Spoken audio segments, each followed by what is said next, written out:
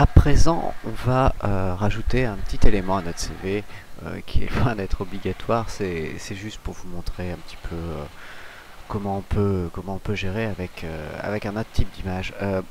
Alors, c'est très simple. Je vais rajouter un petit flashcode ici. On va considérer que cette personne fictive a un site internet.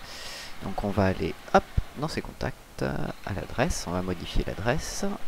On va rajouter donc site internet et on va lui dire que son site internet c'est marion. Nom d'ailleurs dupont.com. Je vais rajouter hop, les W devant. Voilà. Je vais copier ça. Je vais copier ce site internet. Donc CTRL C pour copier. Je sélectionne et je fais CTRL C pour copier. Voilà. Et on va aller donc ouvrir un navigateur Google. Tac. Et ce que je vais faire, c'est que je vais tout simplement taper flashcode ou QR code aussi. Il y a tout un paquet de choses possibles. Et on va ici tout simplement créer mon flashcode. J'étais sur le premier site venu, à mon avis il y en a plein d'autres. Hein. Donc là ce que je vais faire c'est très simple, c'est que je vais coller l'adresse que j'avais copiée, donc Marion Dupont. Je vais lui demander de me créer un QR code de taille grande. Voilà, il va me créer cet élément là. Je vais télécharger le flashcode au format PNG. Je vais l'ouvrir, donc il va me l'ouvrir ici. Ce flashcode, je vais l'amener donc dans mon document CV. Alors là, plusieurs possibilités. Hein. Soit je sélectionne tout, donc tout sélectionner, c'est CTRL A. Je fais un copier, CTRL C et je viens le coller dans mon document. Soit si vous avez aussi la possibilité de décrocher la fenêtre. Alors c'est pour ça il suffit de cliquer sur le nom de l'onglet qui correspond au flashcode, de le glisser vers le bas et de le relâcher. Vous voyez, ça va décrocher la fenêtre et je vais avoir deux fenêtres superposées. À partir de là, il me suffit de prendre l'outil de déplacement et de cliquer, de glisser vers mon dossier, mon fichier Marion Dupont. Voilà, donc ça je peux le fermer. J'ai maintenant à présent mon QR code que je vais venir agrandir légèrement. Donc je vais le mettre juste là, on va le mettre en contact, si, on va le laisser en contact. Hop. Je vais zoomer tranquillement sur mon QR code.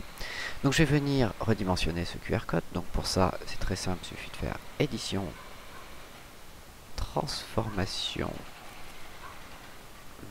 manuelle ou CTRL T, toujours partisan des raccourcis clavier. Je vais agrandir donc cet élément et appuyer sur Entrée pour avoir mon QR code.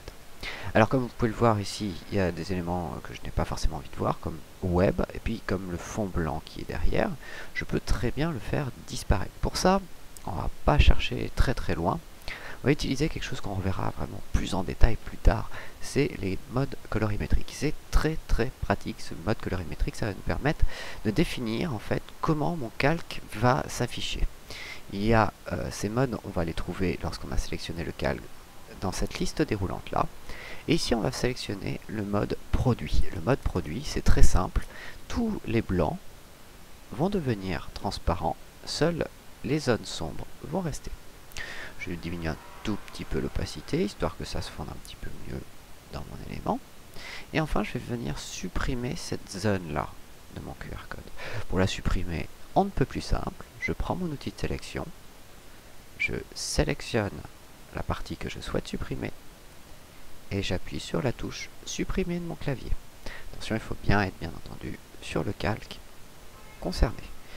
Je vais désélectionner, donc CTRL D, ou tout simplement désélectionner, ici.